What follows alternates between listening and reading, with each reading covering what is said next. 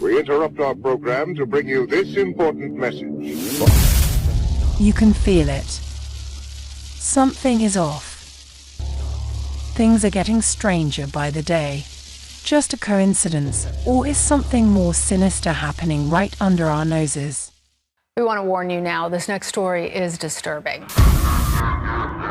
Namely, in earlier times, it was easier to control 1 million people, literally, than physically to kill 1 million people. Today, it is infinitely easier to kill 1 million people than to control 1 million people. It is easier to kill to control. I would like to reduce the number of people on the planet because there's too many of us. It's a planet of finite resources and we're using them up. First, we've got population. That's headed up to about 9 billion. Now, if we do a really great job on new vaccines, healthcare, reproductive health services, we could lower that by perhaps 10 or 15%. The true ruling elite are a cult. Pure evil. The elite are extremely wealthy. They have more money than you can think of. So why would they want even more money, even more control?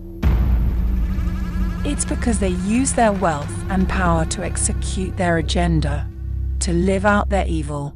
If you think this is just conspiracy theory, think again. Look around you. Everything benefits them and not humanity. The globalists have a religion. To the public, it's sold as climate change or the global crisis. What is the basis of the climate change agenda? It's population control. It's depopulation. The elite look at us as parasites that need to be controlled, and there is an unelected network that controls what the public sees. Plausible deniability is their cover. They are playing dumb on every level to gaslight us. The same agendas throughout history are presented differently with the same goals. The elite are becoming restless and are now out in the open with who they really are. Corruption in the government is just the tip of the iceberg. The upper echelon at the top have an anti-human agenda. Threats of world war. But behind the scene, it's more about control and backdoor dealings between world governments. The open border, drug trafficking, human trafficking is covered up and controlled by our own government. It's deeper than that. There is a reason why most of these corruption networks never get shut down. These anti-humanists control mostly everything. You'd be shocked to know what the people in most power positions really think of the general public. The elite's corruption network operates like prison gangs or like a mafia, but on a larger scale. Blackmail, controllers, handlers, money laundering. If you want to stay rich and powerful, you'll have to do their dirty work. They have their hands in everything. A lot of these players simply love the spotlight. Most of the celebrities, politicians, CEOs love the fame and fortune. But the ones at the top of these groups are completely evil. Many become unwillingly controlled by signing on into the club without knowing what they are actually involved with behind the scenes. Most of humanity is asleep and distracted by meaninglessness. The elite are warning us of a cyber attack, also known as a digital event. The economy would collapse if we suffered an internet shutdown. The modern power grid relies on the internet to coordinate power plants. Without it, each country's national grid will become unbalanced, and local outages escalate into a blackout for most of the world.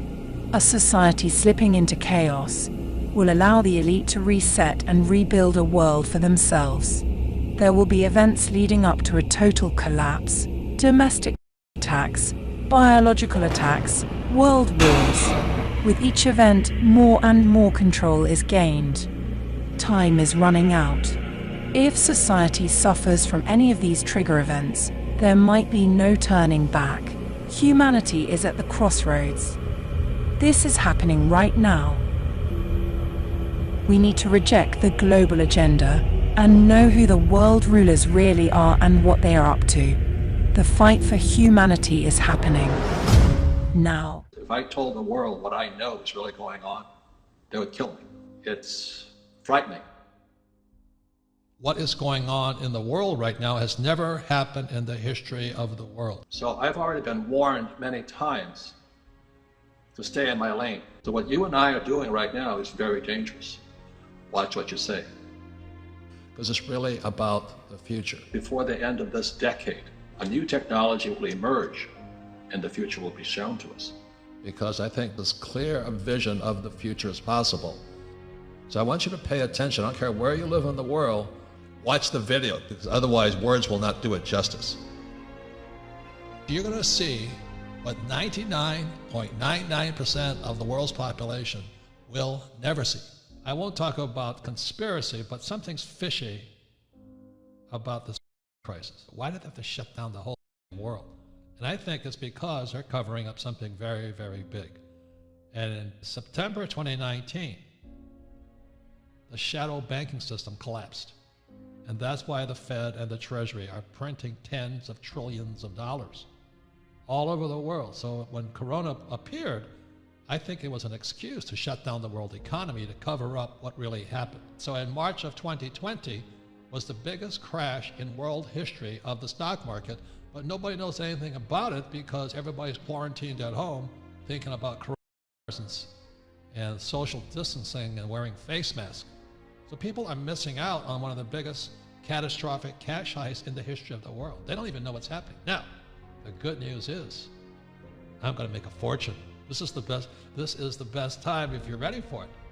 Just know you might be missing one of the biggest opportunities in the history of the world because our governments have really screwed up.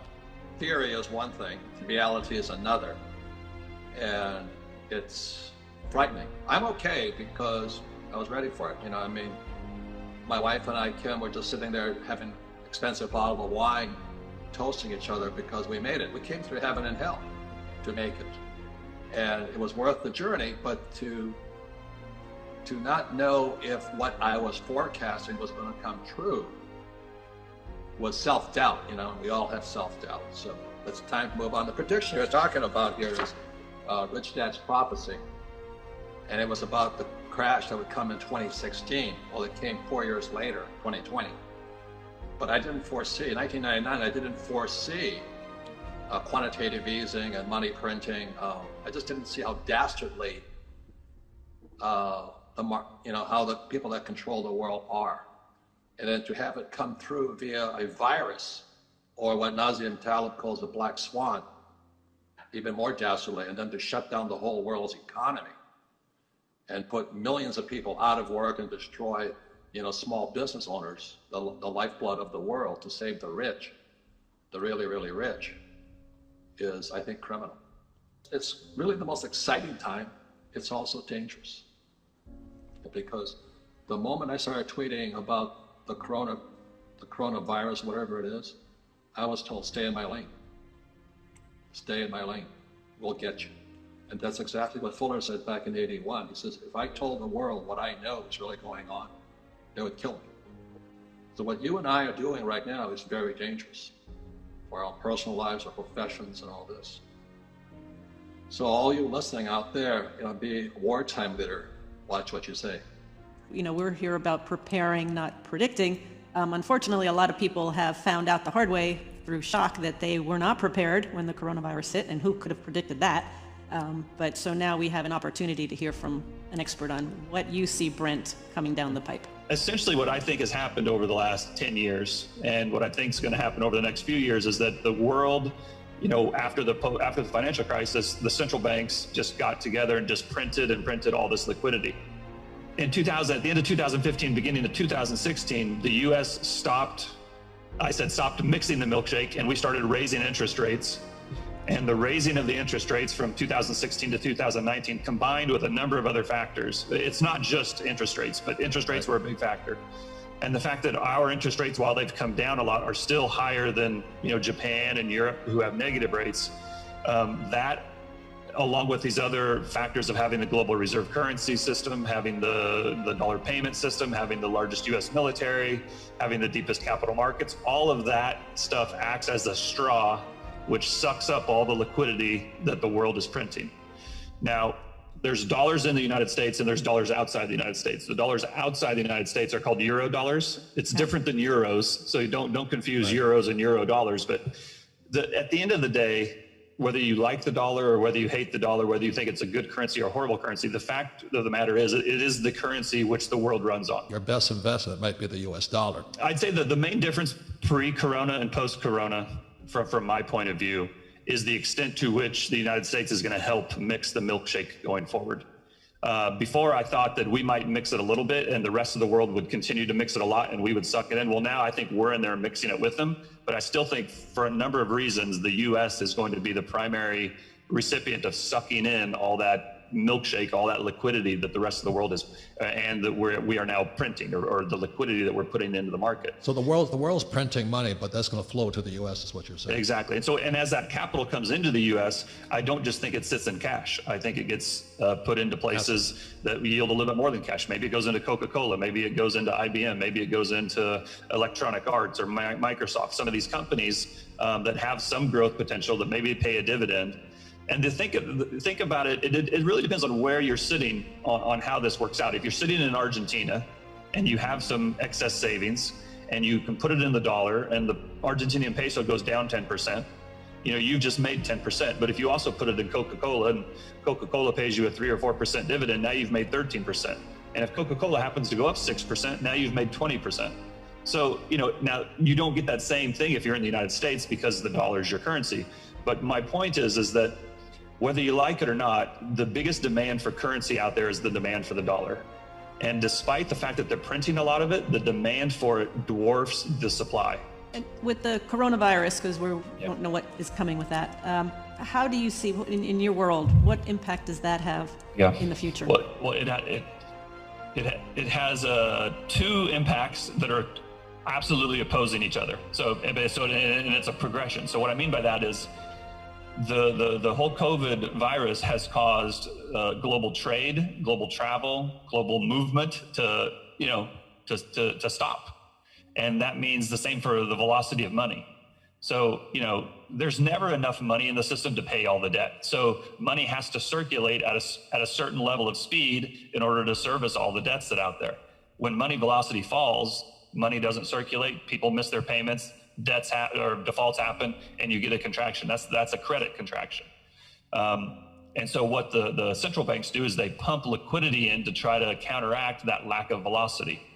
And so what I think this COVID and the lack of the flow of money is making the global economy come in under even more pressure than it was before. It makes it even harder to get those dollars to service that dollar debt. And so I think it's kind of accelerating the downside of the milkshake. But here's the flip side. Is they're going to print all these dollars and all this currency, right? And so when the COVID does leave and money is start to flow again, now you've got a lot more money out there and now it's flowing. So that's a recipe for inflation. But first you get the deflation, you print all the money, and then when the money starts to move, you get high levels of inflation because there's so much liquidity now. So again, I don't think we're there yet, but that's what's setting up. So I think we have deflation for the next year, 18 months, and then we have inflation after that as capital starts to circulate again.